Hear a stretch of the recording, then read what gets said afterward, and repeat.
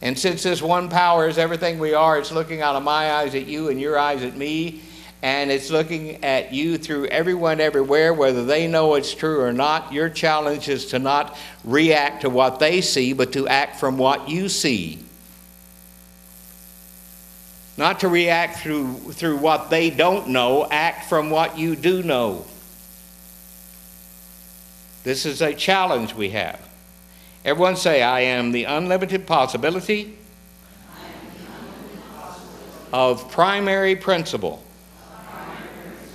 And John 7:24, it says, judge not according to appearance, but judge righteous judgment. That means right judgment. You know, if we say I am and put anything negative after it, we are defaming ourselves. If we say you are and put anything negative after it. Joseph Campbell, how many are Joe Campbell fans? Okay. You know, we're going to get in communication with Jonathan Young, his protege. And how many were here when Jonathan was here last time? Wasn't he great? He was super. We'll get Jonathan here. He's down in Santa Barbara, and I need to reconnect with him.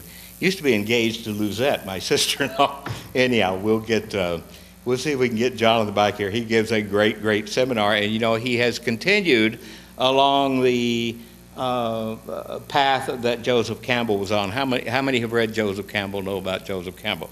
Joe Campbell said this: the only myth that's going to be worth thinking about in the immediate future is one talking about our planet.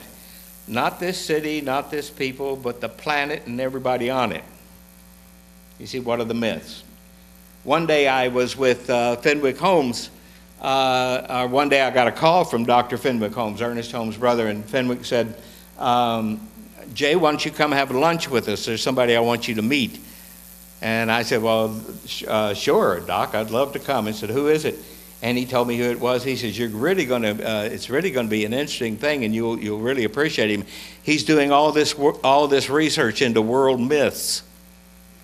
So I go to lunch. I got to meet Joseph Campbell. And I had lunch with him and spent the day with him and forgot about it. Years later, I'm reading Fire in the Mind, which was the biography of Joe Campbell.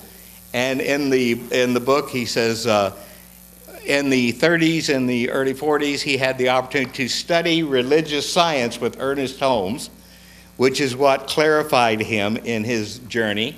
And then later, he became friends with Fenwick Holmes. And I go, oh my God, that's who I had lunch with that day. See. But how many know that we all in religious science benefit from all of the great teachers who have allowed themselves to go beyond status quo into a higher definition of self?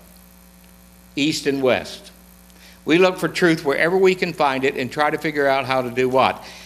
Let it be more than just an intellectual exercise. To know, as Dr. Holmes challenged us to do in The Voice Celestial, his last book, it's not enough, and Lacey loves to quote, Reverend Lacey loves to quote this also, it's not enough that the great, the good, the wise knew what they knew. What I need to know is what I myself can know, not just know that they knew it. Everyone say, what the great knew, I can know. What the great proved, I can prove. What the great understood, I can understand.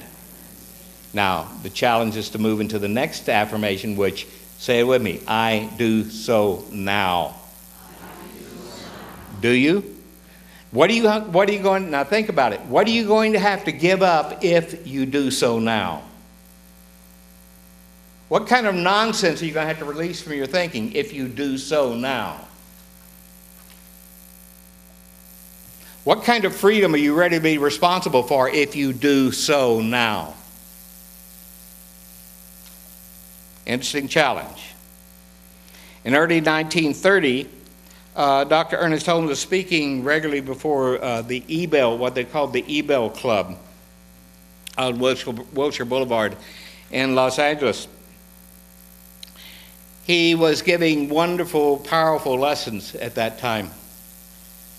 There's a wonderful book, if you can find it on eBay or whatever. We'll see if we can get it back in print again, called the Ebell Lectures on Spiritual Science.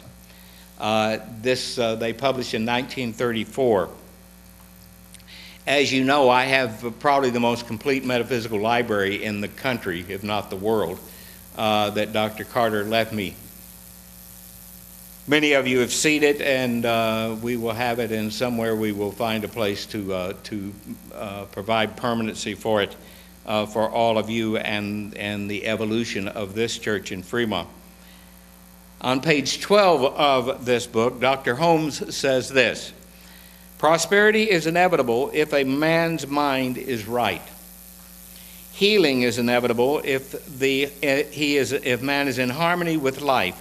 Nothing can stop it. It is a law. We are to use consciously this law, but we can use it only to the degree in which our consciousness is unified with truth. See? How many know people who know about truth, but they're not unified with it? See, they know about unlimited possibility to free their talent, to free their creativity, to free their intelligence, but they're not letting themselves be one with it, because when they tell you about their life, they add to the description of their life all the reasons why it can't get better, it can't get improved, it can't change. And then they give the reasons for the negative experience. See, our challenge is to wake up and realize we will not change our life unless we do what? Choose to change the story about our life. Give up your stories. Give up your reasons. And then develop new reasons to move forward. If you ask people today, how are you? They will answer, well, let me read the paper and see what the Dow Jones is saying. How are you? Let me find out, let me turn on the news and find out what it says. Depends on which one you turn to. They'll look at the weather report. I remember Dr. Raymond Charles Barker. How many Raymond Charles Barker fans? Okay. When Raymond Charles Barker, after 35 years, 35 years, I know, see, that's very interesting. He was 35 years in New York City, he retired. I'm not retiring, but he retired. Okay.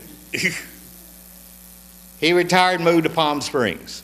And his first year of retirement, he spent the summer in Palm Springs and the winter in his home in New Hampshire. And we're having dinner with Dr. Barker, and we said, Dr. Barker, you retired, spent the summer in 190-degree weather in Palm Springs, baking, and then you go to New Hampshire for the winter?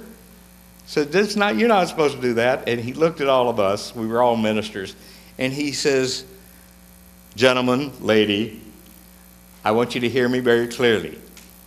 Weather does not do my thinking for me.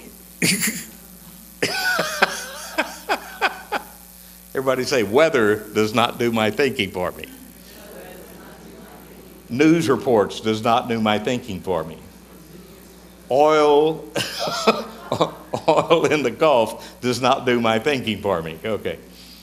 See, there is an answer to all of it. See, the answer is where you are, right where you are. Again, you ask most people how you are, and they'll look for something else.